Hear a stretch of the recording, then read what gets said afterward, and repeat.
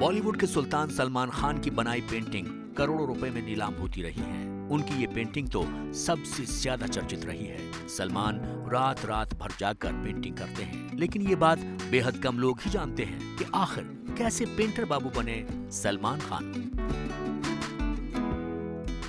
I don't have that talent at all and probably it has not come from me. उसकी mother में है ये talent painting का। ये कहीं ना कहीं से तो आया है, उसकी मदर में था ये। तो अब दूसरे बच्चों में भी नहीं है, ना सोहेल में है, ना अरबाज में है, ना मेरी डॉटर अलवीरा में है, ना अर्पिता में, उसमें था ये।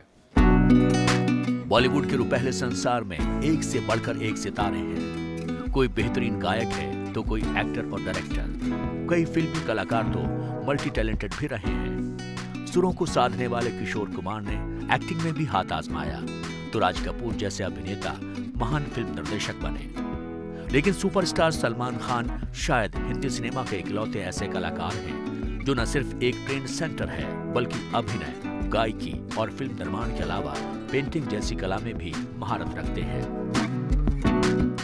ये चीज़ तो खैर उसको खुद को भी नहीं मालूम थी, but during few years back he had discovered that he could paint and उसमें एक वेव आई और उसने कोई रात के 2 बजे 3 बजे तक कई मरतबा सारी रात पेंटिंग करना शुरू की और करीब करीब 100 से और 150 से ऊपर उसने पेंटिंग की और उसका एग्जीबिशन हुआ और वो उसके अच्छे पैसे भी मिले। 3-4 घंटे में उसने वो अपने फाउंडेशन के लिए वो पैसा इकट्ठा कर रहा था, 4-5 करोड़ की पेंटिंग बिक गई।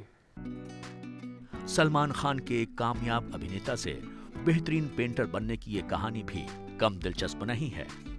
सलमान खान के पिता सलीम खान का कहना है कि एक बार बचपन में सलमान ने सर्कस का करतब दोहराने के चक्कर में छत से गिरकर अपना हाथ तुड़वा लिया था। इलाज के दौरान उनके हाथ पर प्लास्टर बांधा गया था और फिर यहीं से सलमान के अंदर एक पेंटर का जन्म हुआ। दरअसल खाली वक्त सलमान अपने हाथ पर बंधे प्लास्टर पर ही ड्राइंग करने लगे थे। बचपन में स्केचिंग का ये शौक धीरे धीरे परवान चढ़ता रहा और आगे चलकर उनका ये शौक जुनून में तब्दील हो गया। बचपन में करता था, कुछ स्केच वगैरह करता था। किसी का कुत्ता बैठा हुआ है तो उसको बना दिया, कोई आदमी बात कर रहा है तो उसकी थोड़ी सी एक मोटी सी शक्ल बना दी, कोई दरख्त बना दिया, कोई ऑल दैट तो करता था वैसे। But when he took for 1 year he took it very seriously and did good job. ये जो आप देख रहे हैं ये भी उसी का ही है, बनाया वो जो लगा हुआ पीछे उसी का है। But and he got good response also. एक कैजुअल हॉबी के तौर पर शुरू हुई पेंटिंग आज भाईजान की आदत और उनका पैशन बन चुकी है।